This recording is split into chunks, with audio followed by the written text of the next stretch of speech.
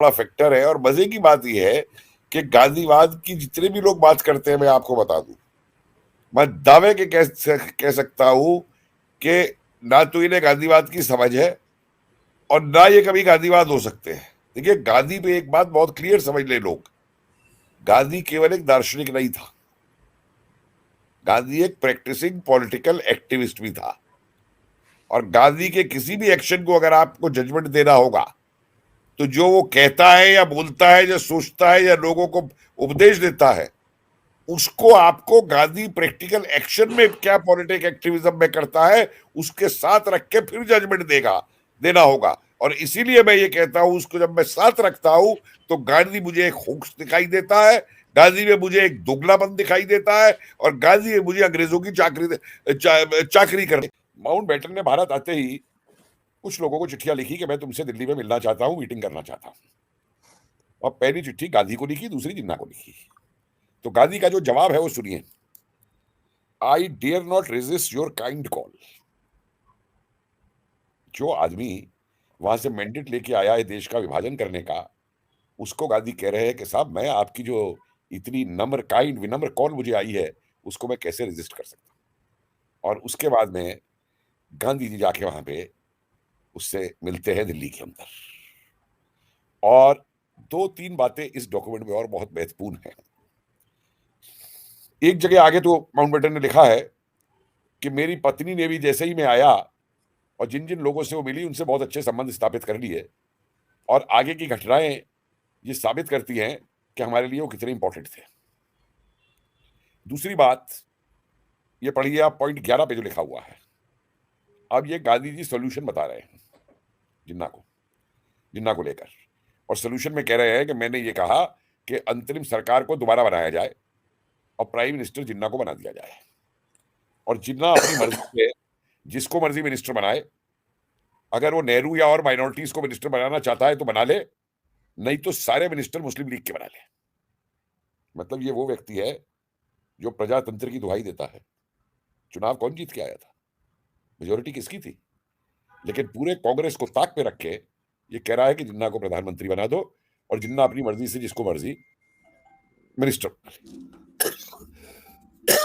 इसके बाद अगला कागज उठाइए इस रिपोर्ट का। उसमें तो गांधी ने हद ही कर दी। मतलब स्क्रीन पे ला रहे हैं अगला कागज। जी जी जी। इसके अंदर गांधी कहते हैं, जिन्ना इससे माउंटबेटन से बात करते हुए लगातार 3-4 दिन तक मिले थे, पूछते हैं कि भाई तुमने सीएफ एंड्रयूज के बारे में सुना है, अंग्रेज के बारे में? तो कहता है हाँ सुना है। तो बोला भाई तुम भी सीएफ एंड्रयूज बन जाओ और तुम भारत की सरकार के हेड बन जाओ, और तनख्वाह भी भारत की सरकार से। मतलब हमको राज करने के लिए हमारे ऊपर एक अंग्रेज माउंटबेटन चाहिए, जिसकी तनख्वाह भी हम देंगे और जो हम पे राज भी करेगा, चाहे हम स्वतंत्र हो जाएं चाहे हम डोमिनियन स्टेटस बने।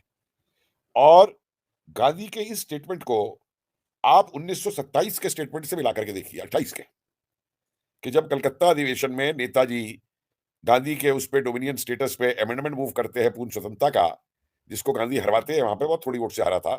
तो गांधी ने एक स्टेटमेंट दिया था, Indians are not ready for independence.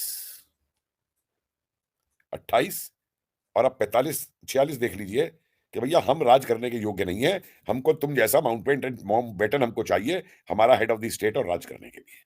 मतलब क्या कोई स्वतंत्रता संग्राम को जो लीड कर रहा है, भाई वो ऐसा स्टेटमेंट देगा कोई नेता दुनिया के अंदर? मुझे दुनिया के अंदर एक स्वतंत्रता संग्राम को लीड करने वाले नेता तो छोड़िए, वर्कर का ऐसा स्टेटमेंट दिखवा दीजिए कि जो ये कहेगा आकर के। तो साफ हो जाता है कि जो कांग्रेस बनी थी सेफ्टी वाल्व के लिए अंग्रेजों की 1885 में, जिस कांग्रेस के कई अधिवेशनों में कई साल तक यूनियन जैक फहराया जाता था, जिस कांग्रेस के अंदर गॉड सेव द किंग आया जाता था, वो साहब ये कह रहे हैं। और आगे एक और बहुत बढ़िया बात कहते हैं, जब माउंटबेटन ने इनके जवाब में कि जब इन्होंने कहा कि आप हेड करिएगा गवर्नमेंट, तो माउंटबेटन कहता है मैंने तो इसे ह्यूमर लिया और मैंने ये कहा कि भाई मैं तो मेरा तो अपना नेवी में कैरियर है और मैं वहां जाना चाहूंगा अपना अपने कैरियर के लिए। तो लास्ट की लाइन सुनिए जो मैंने लाइन लाइन से मार्क की हुई है। गांधी कह रहे हैं और माउंटबेटन ये कह रहे हैं कि मैं ये उम्मीद कर रहा था कि मेरे ये कहने के बाद में I hoped he will not press this point, the more so as I felt that an Indian should fill in such a post. मतलब माउंटबेटन कह रहा है कि इंडियन को ये पोस्ट फिल नहीं करनी चाहिए और गांधी इसको प्रेस नहीं करेंगे। और गांधी का जवाब सुनिए क्या लिखता है माउंटबेटन। ही रिप्लाई, मेरठ के अंदर एक कर्नल ताजुद्दीन हुआ करते थे, फादर के जानने वाले। तो ये मुसलमान यहाँ पे क्यों रहे, इन्होंने क्यों इंडियन आर्मी को सर्व किया? कुछ बातें सोचने की होगी। और आप फिर ये देखिए कि जब पाकिस्तान बन गया तो जो कॉन्स्टिट्यूएंट असेंबली में हमारे मुस्लिम लीग के मेंबर थे, भारत का संविधान बनाने के लिए उनको क्यों कंटिन्यू कराया गया? और कई तो कंटिन्यू करने के, कॉन्स्टिट्यूशन पे साइन करने के बाद गए पाकिस्तान। ये फैक्ट लाया गया कि जनता के सामने कभी? और जो बचे वो सारे कांग्रेसी हो गए, किसी को एमएलए बनाया, किसी को मंत्री बनाया, किसी को कुछ बनाया। और उसके बाद एक पॉलिसी अपना ली कि माइनॉरिटी को डरा के रखो कि अगर तुम हम नहीं करेगा तो एक वोट से तुम्हें मार देंगे। और रोज आज भी रोना रोते हैं कि साहब वो इनका कौन लड़ा था आजादी के अंदर, आजादी के अंदर इनका कौन लड़ा था, इनके घर से तो कोई नहीं मरा। अरे तुम कांग्रेसियों के घर से कौन सा मरा है आजादी के अंदर, मुझे बताओ जरा, लाला लाजपत राय की शहीदी के अलावा।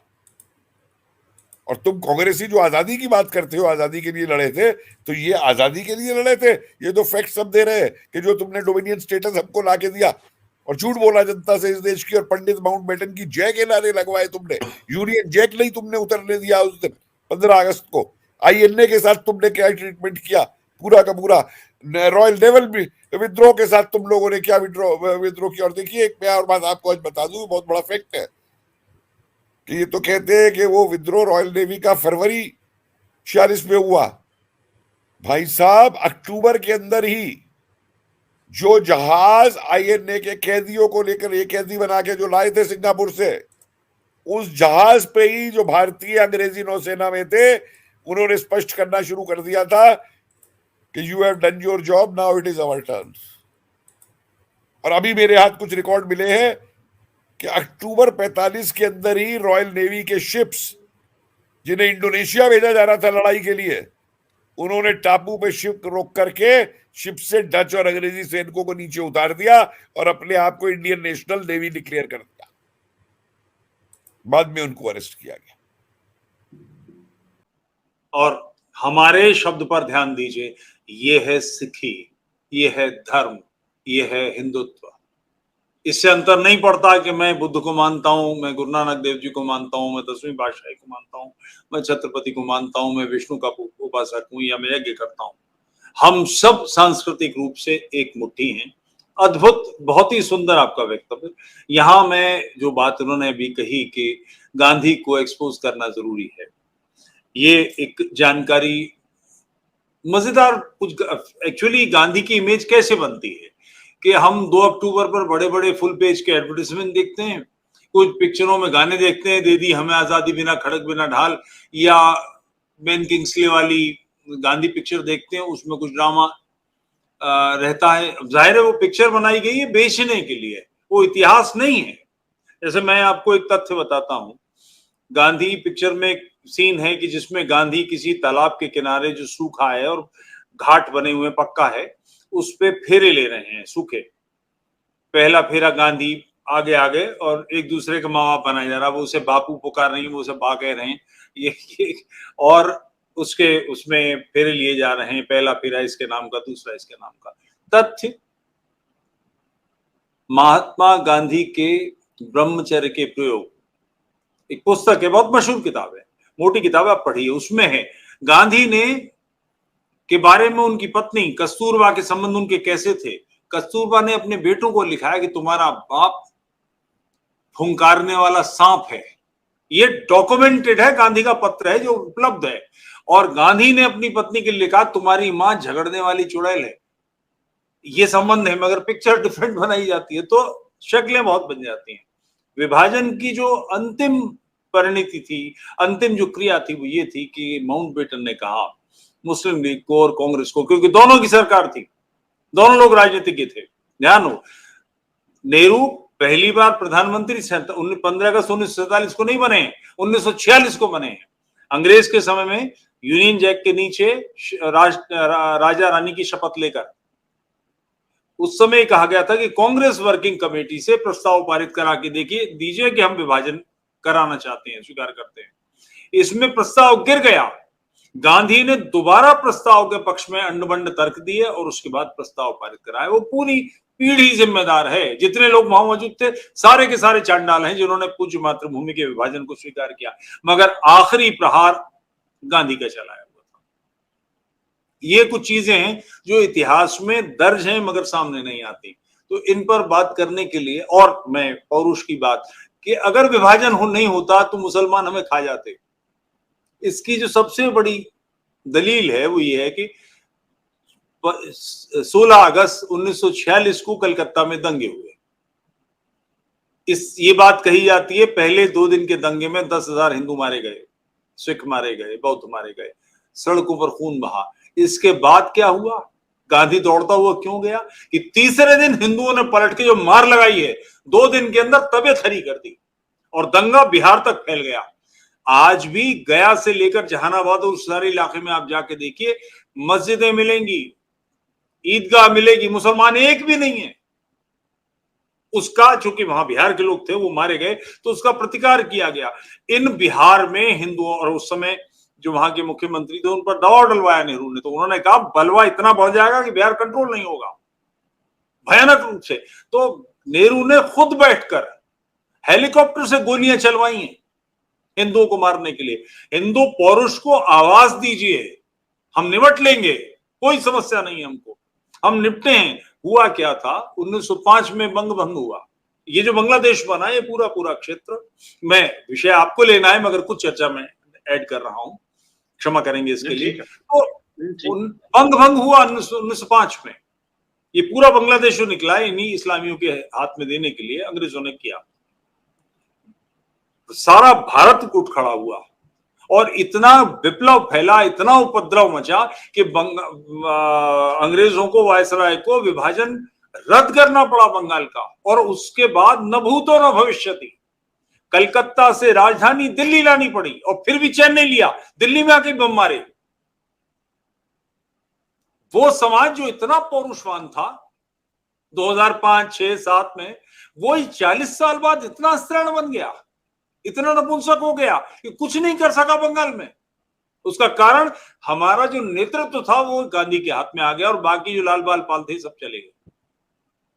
उसका परिणाम है हिंदुओं की समस्या पौरुष नहीं है, हिंदुओं को नेतृत्व देने वाला ऐसा कायर जो अंग्रेजों का एजेंट था। और अब तो ये सारे तथ्य उपलब्ध हैं कि अंग्रेजों से उसको तनख्वाह मिलती थी गांधी को, और इस्लामियों का एजेंट उसका कारण है ये सारा का सारा।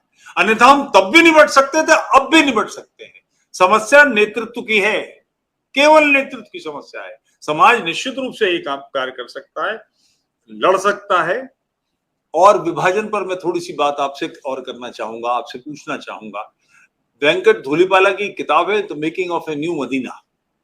जैसे मदीना में मोहम्मद ने पहुंचकर मक्का को कब्जा करने का, आसपास के इलाके पर अरब पर कब्जा करने का आधार बनाया, ऐसे ही पाकिस्तान दोनों कंधों पर पूज्य मातृभूमि के विभाजन के बाद लॉन्चिंग पैड बनाए कि शेष भारत को इस्लामी बनाना है।